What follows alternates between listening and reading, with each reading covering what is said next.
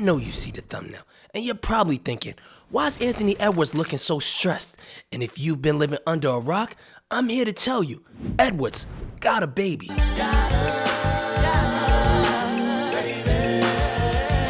And it's his third one to be exact. He got a gold digger pregnant. You stupid hoe. To his credit, he gave her $100,000 for an abortion, and she kept the money and the baby, even though they barely knew each other. Edwards has allegedly decided to pay the child support up front, and to make a long story short, I have no sympathy for either one of them. He should have wrapped it up, and she should have actually found someone that actually loved her. They're both lucky they didn't catch that Magic Johnson. The person I feel bad for is the child. And no, this isn't a hit piece on Anthony. We all make dumb mistakes. It's how you handle your mistakes that show your character. I almost thought I was in a similar situation in the past, at his age, and the thought never crossed my mind to ghost the child. I'll give y'all that story time later, because the real reason I made this video is because I wanted to talk about the 4 reasons why any man who abandons his child should not be respected. Oh no, he didn't. We're not just talking about Anthony, we're talking about all the males, not the men.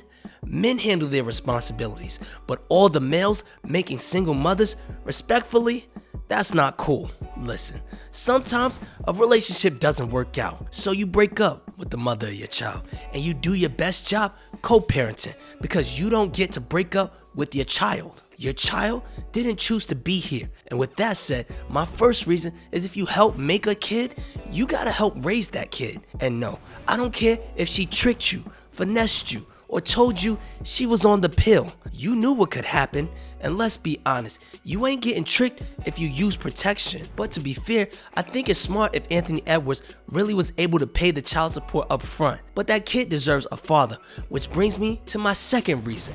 Money ain't a substitute for presence. So yeah, Ant allegedly paid off 18 years of child support up front, like he was buying a Netflix subscription. You got money. Don't get me wrong, money is cool. Kids need diaper, formula, iPads, things that they probably won't appreciate. But money don't hug a kid. Money don't show up to parent-teacher conference. Money doesn't teach a boy how to shave or show a girl how she should be treated. You can't throw cash at a kid and think, oh, I'm off the hook. That ain't parenting. That's a donation. You might as well get a tax write-off while you at it. A father who's absent but paid still creates a child who feels abandoned. The kid grows up wondering why his dad ain't around, why they only see him in old highlight reels or tagged pictures on Instagram. That kind of pain doesn't go away. It just grows up with you. Males look up to men like Nick Cannon and Future, but they abandon their kids. Trust me, if Future's kids had to choose if they would rather their father be on tour all the time so they could afford designer clothes, or would they rather have more time with him? Well, 1, they would prefer Spider-Man clothes. Future would know that if he was around more. And 2, they would prefer for him to spend that extra time hanging with them so they didn't feel abandoned. And speaking of abandoned, story time. When I was a freshman in college, I was dating this girl from the projects. Top 5, dead or alive. Shorty was talented in the bedroom. Her moms used to let me spend the night at her crib, and we'd go at it.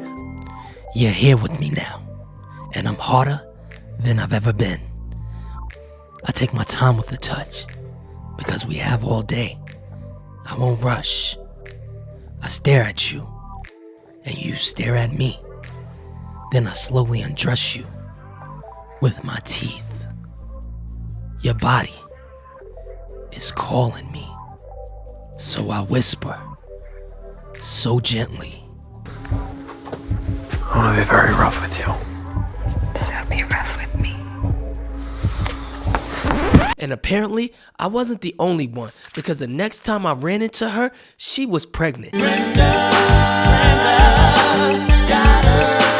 And the dad didn't want anything to do with the baby, so she was trying to convince me to be a stepdad at 19. Nigga, what? Listen, sweetheart, I came for the water park, but didn't even end up getting on the ride because I wasn't trying to take care of that baby. So I stopped talking to her until I ran into her again in my sophomore year. On spring break, I had just bought my first car and I was giving all the hoes rides, basically accepting ass for gas money. And I ran into her one day and she was with her baby. So like the gentleman that I am, I put the baby in the front seat and tore her ass up in the back seat. You shitting me? You're kidding, right? That was a joke. I drove them home and then she asked me did I want to come upstairs.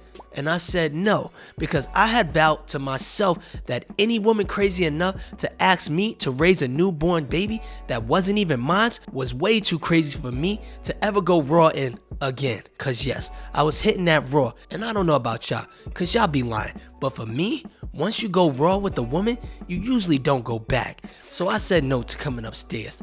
But she did still want to talk to me, so she asked me to wait for her. So we sitting in the car and she's telling me how good I look. You say he ugly? She said you ugly. She said you. That's right. She was calling your boy handsome. I don't even know my name no more. They calling me handsome. Telling me how those college bitches don't got shit on her water park. And for y'all, I didn't fold y'all. I was proud, but I made one mistake. I admitted that I hadn't been to a water park like hers in a while. And her response was, I know you haven't. The crazy thing is, she said she's got new tricks and she's been practicing for the day she ran into me again. I told her, I'm not trying to do all that. And her response to that was, well, let me taste it. Huck to and spit on that thing. Yeah, I folded. And the next thing you know, Shorty was climbing over the armrest in broad daylight in front of her projects. I never stood a chance. And a few days later, she called me to say she was pregnant. And I hit her with the Anthony Edwards. I'ma pay for the deletion. Yeah. For 3 days straight, she put me through one of the biggest emotional roller coasters of my life. 1 second, I'd convince her to go to the clinic, and then 2 hours would go by and she'd change her mind. And I couldn't stay because I had to go back to school. So I'm back in college, away, stressing, not eating, and by day 3, I did the only reasonable thing I thought I could do. I called my mom, a God-fearing woman. Yeah, she cursed me out, saying stuff like, "You so fucking stupid. You got pictures of you on social media holding magnums on the internet and you didn't put one on?" She had me on the phone bawling. I'm not gonna lie, I'm crying hard because I had been going back and forth with this woman, arguing with her, begging her not to do this, telling her my kid would want for nothing but your first kid, which is not my kid, will be jealous of the one because I'm not doing anything for that kid. And to shorten this long ass story, my mom ended up calling me back and started asking me questions. How old is this girl? Does she live in New York? And the biggest question was, when did you sleep with her? Because I was on spring break last week. No one knows that they're pregnant that fast. Yeah, I called that girl back with bass in my voice and said, and I quote, "My mama said, it's too soon for you to know if you're pregnant." She responded, and I quote, "F you and your bum ass mama. I know my body. I'm pregnant." And my reply to that was, "Her word? Well, holla at me in 9 months." And then I hung up on her and ran into her 6 months later with no stomach, drinking a nutcracker. Her and her friends laughed at me, so I flicked them off and kept it moving. But y'all, I was prepared to raise that child, cause no child of mine was gonna be a fatherless kid. And speaking of fatherless kids, reason number 3 is fatherless kids grow up with holes you can't see. I've heard plenty of women say they don't need a man to raise their kid, but I've never heard a kid say they don't need or want a father. You see, a lot of y'all don't realize when a man bounces on his kid, that kid grows up feeling like it's missing something. And it is. That's why so many boys end up emotional, angry, lost, because they have no idea what it means to be a man out here. They're fighting, stealing, overcompensating, or joining gangs, trying to fill that void. And the girls, a lot of them grow up not knowing the importance of a man because they have never been around one.